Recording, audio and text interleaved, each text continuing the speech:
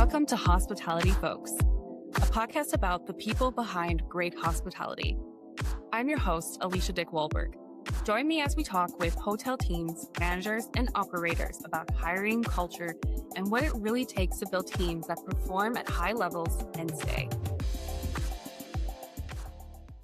I'm so excited to have you, Alexander, on one of our first podcast episodes here with Folks Nest. Hi, everyone. Hi, Alicia. Thank you very much for having me and for this invitation. I was born in a very Eastern European country called Belarus.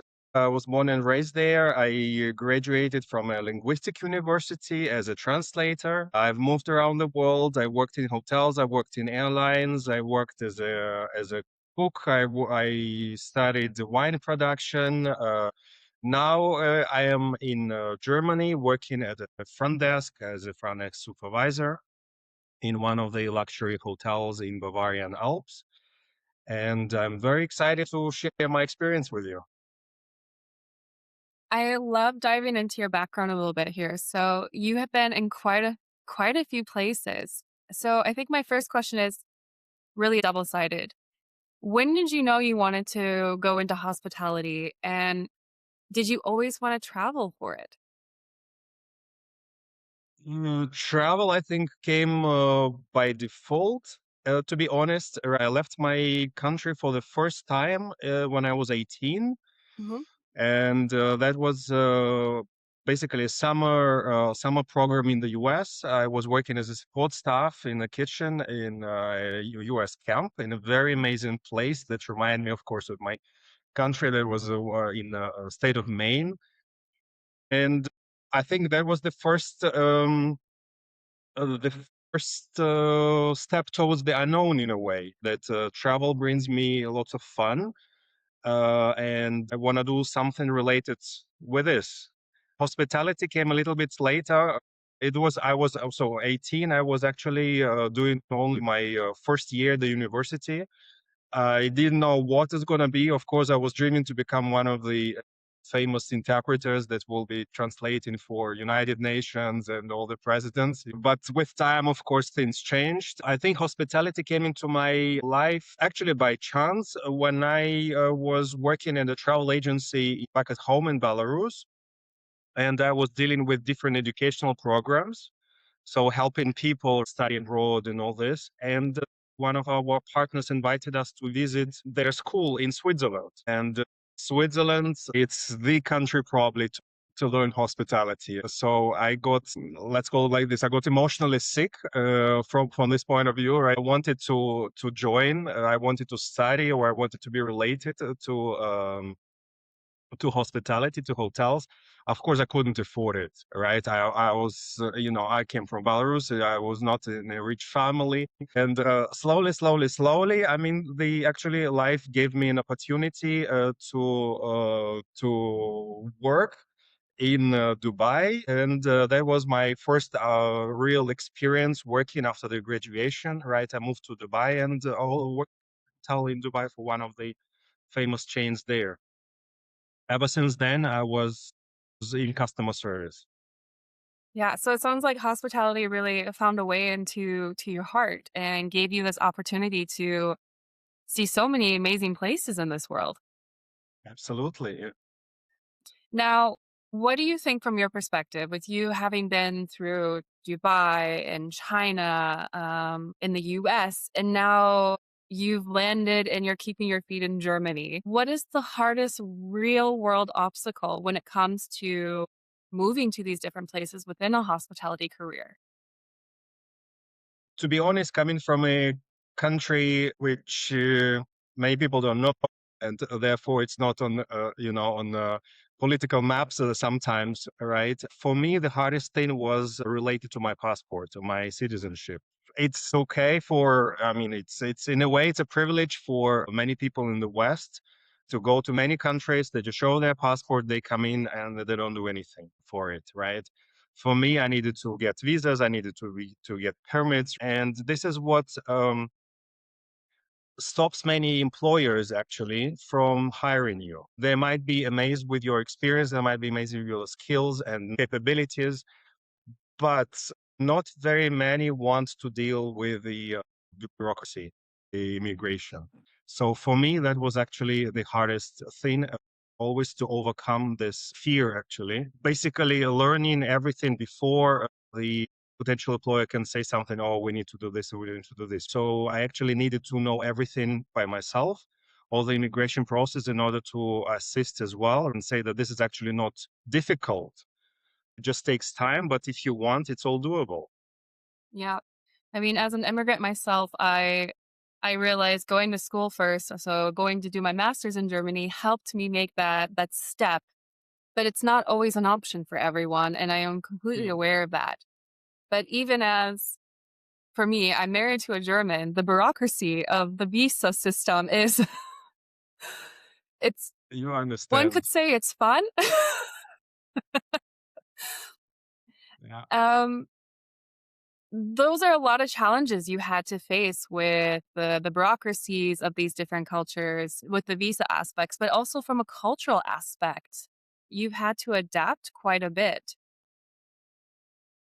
What was maybe one of your biggest culture shocks you've had? Well, I would probably call it a shock. Somehow, I mean, probably a surprise, an observation that, raise your eyebrows a little bit. Yeah. Let's say the first ever difference that I noticed, right? That's actually we are all different. It was my Mhm, experience in the US. So I was 18, right? I didn't travel anywhere. That was my first experience or travel outside my country. You arrive in the West, everything is big, big trucks, big cars and everything, right? And then, of course, in a way, you find out that, you can drive a car when you were 16, for mhm. example, but you can drink alcohol when you were 21. Yeah. And for me, there was, I'm like, okay, this is how the rules are here. I mean, you can do so many things already when you're so young, voting and everything, yeah, but still drinking alcohol. I mean, this is just it's not very much related to culture, Mhm, but this is something that's, makes you think, yeah, that's actually, these are not the things that you were expecting from your country as well. And then, of course, there was the UAE. The UAE is just, as they say, the melting pot, right? There are nations from all over the world. You meet them, you see, you realize more that we're all different by culture, of course. Some people are behaving like this, some people are behaving mhm. like this, but in the same time, we're all the same. We all want to be happy. We all want our family to be with us, and all these things. So in the UAE, for example, another observation that I noticed the first day were, for example, men holding hands.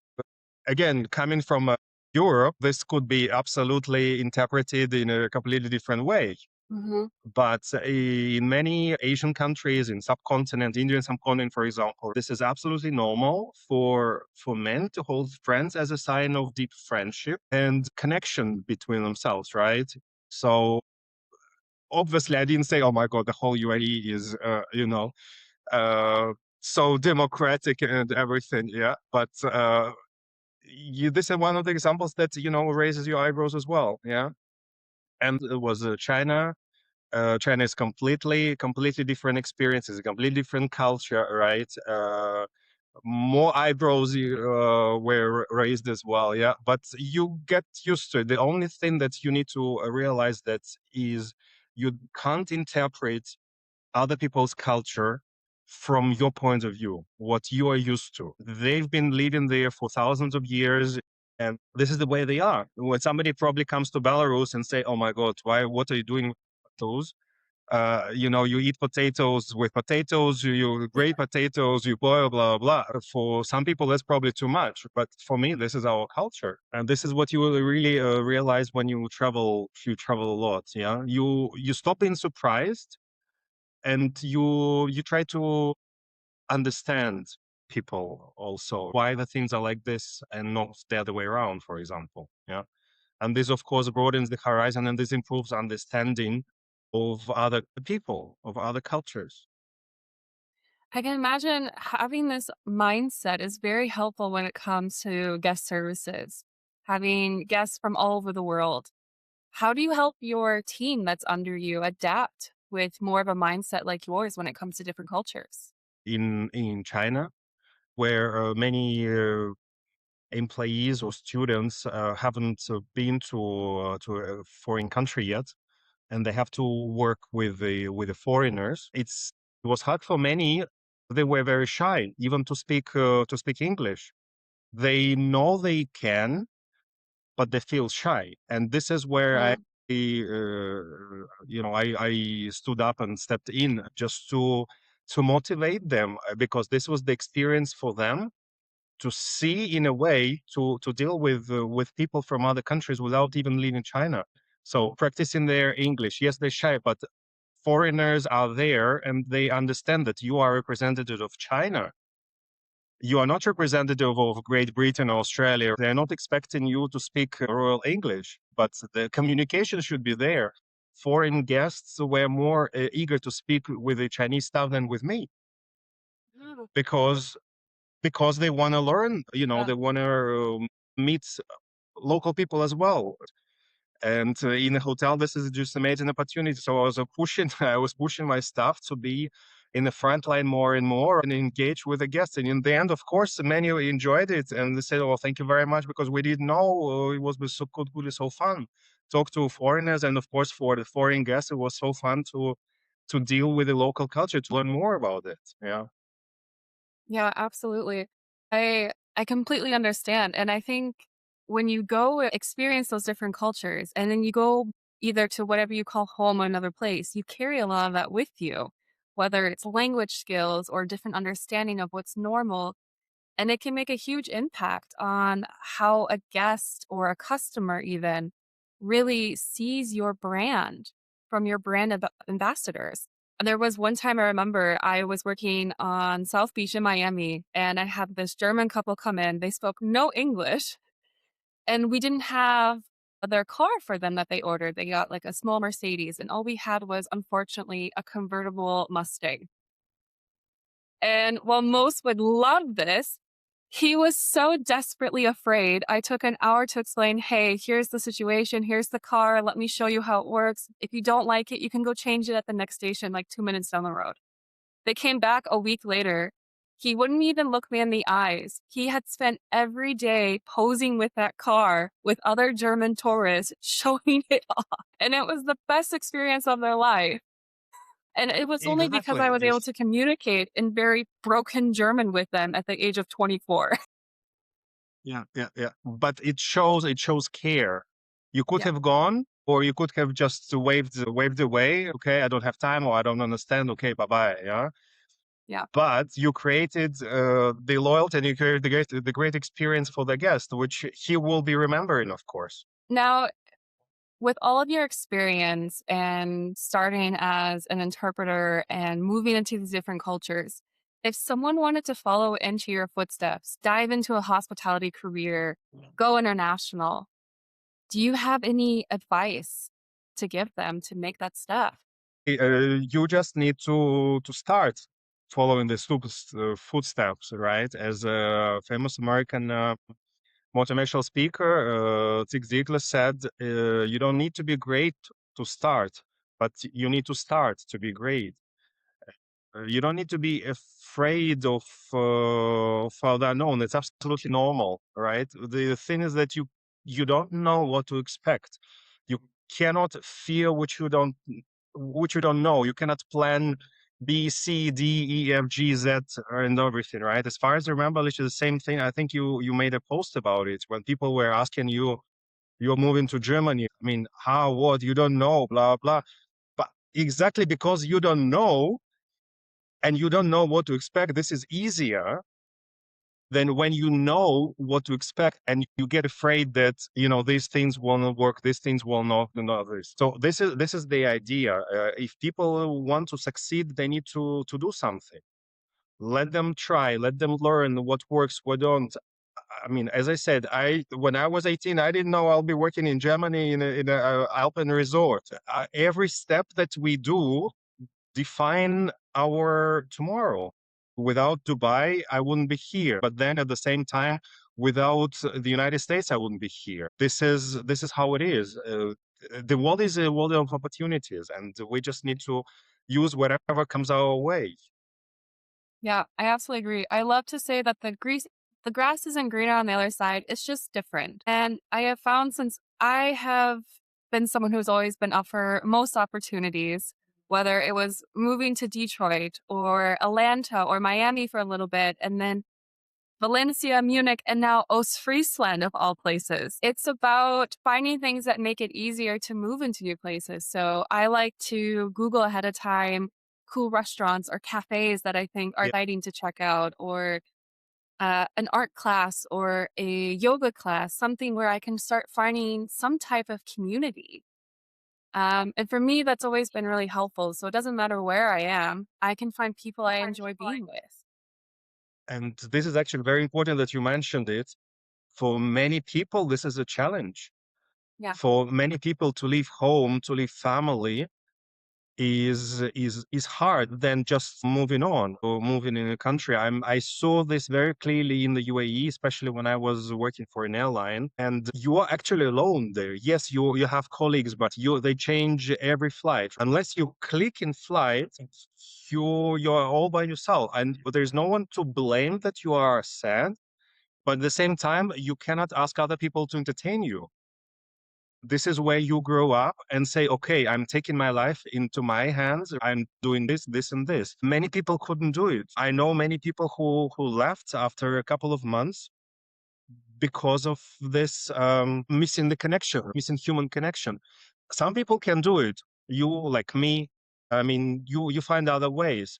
But for many people, family or friends that they're used to is very important. I think for me, it's always been if I'm a part of a cool team where I see that they live for hospitality and they want every guest to have an amazing experience like I do.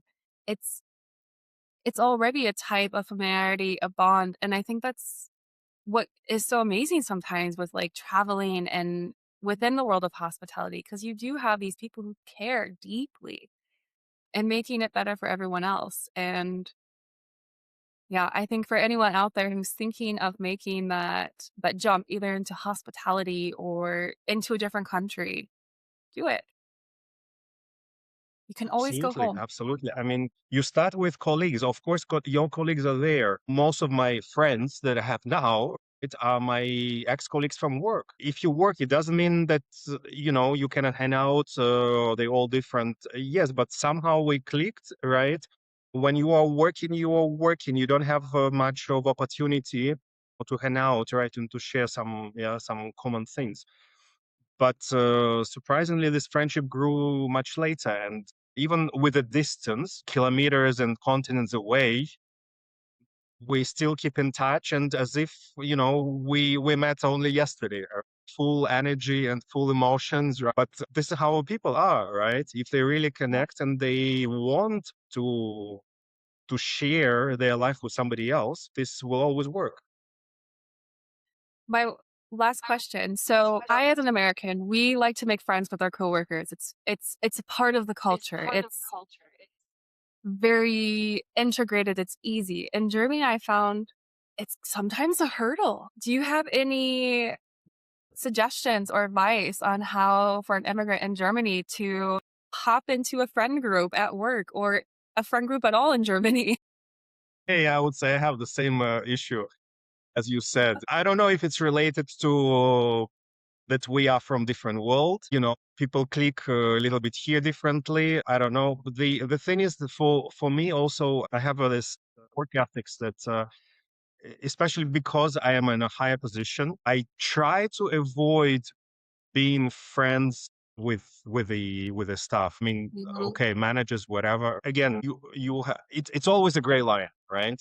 It's Yeah. always a very thin gray line which you afford or which you're allowed to cross or not. I don't know. That's why I'm trying to avoid it. Yeah, think coming back to the question regarding colleagues and making friends at work, probably will be better to find some other friends outside work, you know joining, I don't know, joining a club, I don't know, reading club, so something like this, something outside work that might have some common ground with other people. I mean, I don't have much experience in Germany yet, but as I see, probably it all depends also on the place. Yeah. You are not in a capital, so people are not probably so eager and open to relationship with other people. At work, it's different, but this is what I see here. It's not very easy even to to talk or to mingle. I mean, when I was in Italy, just a small note as well on this topic. I was visiting a friend in a hospital, and I was just observing another family. They started chat completely unknown. They started chatting as if they've been known each other for I don't know for years, and it looked very natural, very emotional, and it's not like there was some force that drove them to it or forced them to it. No, no, it was absolutely normal, right? Mhm. They're always like this. It's very easy for them to talk to other people, right? Small talk doesn't make big sense, but it's authentic. Yeah. This is what I noticed. Here, probably a little bit different. The further you go to the north, probably things are not so warmer. Yeah. Yeah, I mean, I'm a Midwestern girl, so I have an affinity for northern living, but I've also noticed, so in the difference here, we have a dog, and sometimes even that makes it easier. Up north, we say moin here or hello. Yeah, yeah, And my husband doesn't, and he's German. And after 2 years of living in this small village in middle of Germany, when we yeah. were going to school, I knew all of our neighbors, I knew all of their dogs, but my husband didn't. And that's only because I was the one who initiated moin. Exactly, exactly. You see, probably people are waiting for it. You know, Yeah, yeah. I mean, they don't do it by themselves because again, this is the culture, right? You cannot start talking to people, unknown people, right? Why should I do? We don't have any connection. But you coming from a different culture, you know, the things might be different, yeah, all right? And everybody, I mean, you know everyone now already, and this is good. yeah. Absolutely. I think it really comes back to having the courage to one, be yourself and having the courage to make that next step of where you want to be.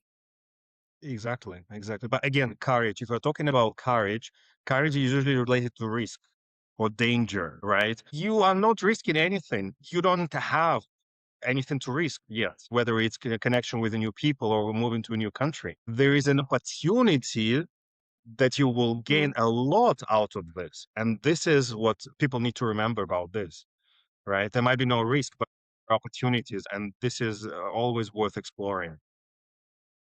I completely agree. There's always going to be risk in everything, but in life, there's so many opportunities to explore. You just have to be able to take that step. Yes, you see. Perfect. Do you have any last messages for our listeners? Keep on doing and keep on acting. I mean, it all depends on people. My experience is my experience, your experience is your experience. Probably for the listeners, it might be completely unexemplary in experience, or it will not give them any motivation or something.